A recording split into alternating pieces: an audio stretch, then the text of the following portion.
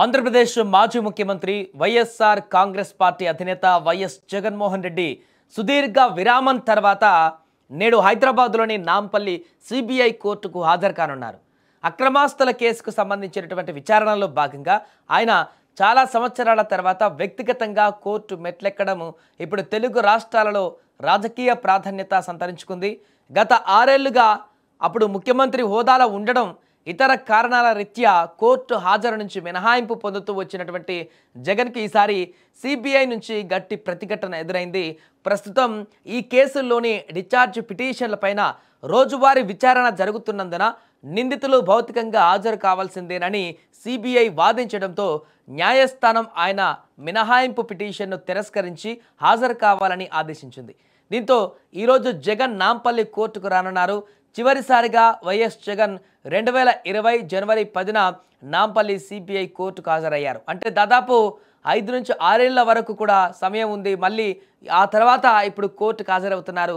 ఈరోజు జగన్ ఉదయం 9 గంటలకు తాడేపల్లి నివాసం నుంచి బయలుదేరి గన్నవరం విమానాశ్రయం మీదుగా 10 గంటల 45 నిమిషాలకు హైదరాబాద్లోని బేగంపేట చేరుకుంటారు. అక్కడి నుంచి నేరుగా 11 గంటల 30 నిమిషాలకు నాంపల్లి కోర్టుకు వెళ్లనున్నారు. కోర్టు విచారణ ముగిసిన అనంతరం మధ్యాహ్నం 12 గంటల 55 నిమిషాల సమయంలో లోటస్ పాండ్లోని తన నివాసానికి వెళ్తారు. అక్కడ స్వల్ప విరామం తర్వాత తిరిగి బేగంపేట విమానాశ్రయానికి చేరుకొని సాయంత్రం 3 గంటల 40 నిమిషాల కల్లా బెంగళూరులోని తన నివాసానికి చేరుకోనున్నారు. ఈ నేపథ్యంలో నాంపల్లి కోర్టు పరిసర ప్రాంతాలలో కూడా పోలీసులు బందోబస్తును కూడా ఏర్పాటు చేశారు. వైఎస్ జగన్ వస్తున్నటువంటి సందర్భంలో అక్కడ కట్టుదిట్టమైనటువంటి భద్రతను కూడా ఏర్పాటు చేశారు.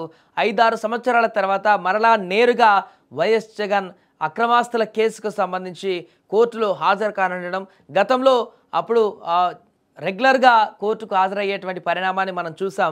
వైఎస్ జగన్ ముఖ్యమంత్రి కాకముందుకు ఆంధ్రప్రదేశ్కి, ఆ తర్వాత ముఖ్యమంత్రి అయిన తర్వాత మినహాయింపు పొందారు. భౌతికంగా కోర్టుకు హాజరవ్వడం నుంచి మినహాయింపు పొందినటువంటి సంగతి కూడా తెలిసిందే. ఇప్పుడు ఆంధ్రప్రదేశ్లో అధికారాన్ని కోల్పోయారు వైఎస్ జగన్. ఇప్పుడు తాజాగా సిబిఐ మరలా దీనికి సంబంధించిన పిటిషన్ వేయగా కోర్టు అనుమతితో ఇప్పుడు కూడా ఖచ్చితంగా వైఎస్ జగన్ ఈ యొక్క విచారణకు భౌతికంగా హాజరు కావాల్సిందేనంటూ కూడా వెల్లడించడంతో ఈరోజు ఖచ్చితంగా జగన్ ఆ కోర్టుకు వెళ్తున్నటువంటి పరిస్థితి ఏర్పడింది. ఇక ఇదే కొనసాగితే మరలా అనేక సార్లు కూడా నాంపల్లి కోర్టులో వైఎస్ జగన్ విచారణకు హాజరయ్యేటువంటి అవకాశం కూడా కనిపిస్తుంది. ఏదేమైనా కూడా మరి కాసేపట్లోనే వైఎస్ జగన్ నాంపల్లి కోర్టులో హాజరు కానుండడం అయితే 2 తెలుగు రాష్ట్రాలలో కొంత రాజకీయ ప్రాధాన్యతను సంతరించుకుంది.